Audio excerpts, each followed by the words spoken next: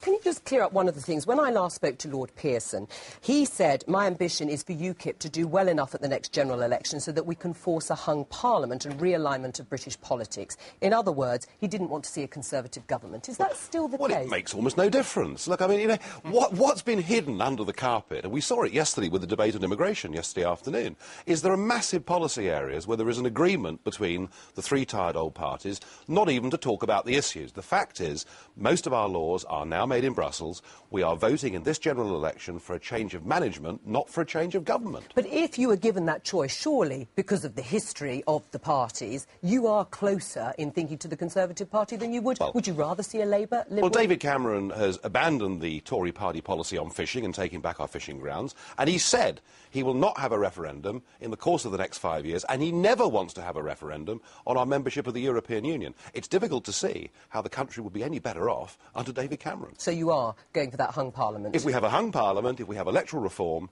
there will be a realignment of British politics, and there will then be a major political party that people who believe in our sovereignty, who believe in controlling our borders, will be able to vote for. Now, in the manifesto, you've called for a freeze on immigration, and we had the debate yesterday. But in that debate, if I'm right, you said you wanted to issue 250,000 work permits to foreign workers. So that's not a freeze on immigration. I didn't understand. Well, at the moment, we have about 1.6 million foreign workers here from the EU alone. So that would be a massive reduction of foreign workers. It's not a freeze, is it?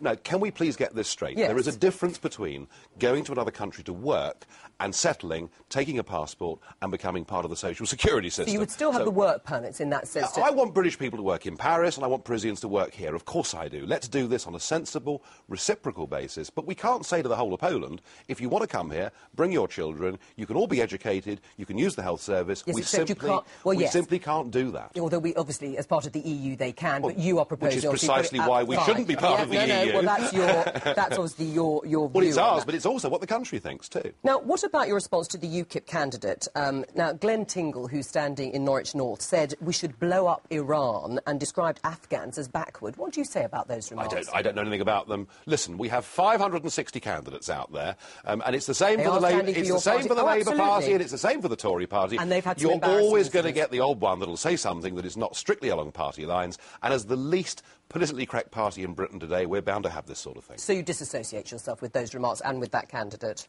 I don't know that he's made those remarks, but if he has, they're not very wise. Now, what about you as leader of UKIP? Is that going to happen? I know, but are you going to come back and be leader of UKIP? That's not my immediate plan. My immediate plan is to contest Buckingham tomorrow and see how I get on.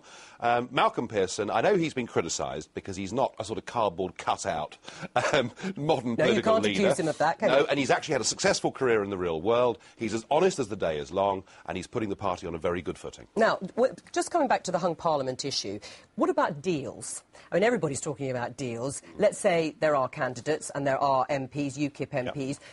All right, you don't want to see a Conservative government, but what about working with them? If they were the largest party, would you be prepared to do that? Well, of course, if they were saying some sensible things, we'd work with them, just as we work with Labour if they were saying some sensible things. Look, the price of UKIP MPs working with anybody would be that the British people get what they say richly deserve, a full, free and fair referendum, so that they can decide their future, not have it decided for them by career politicians. Nigel Farage, thank you. Thank you.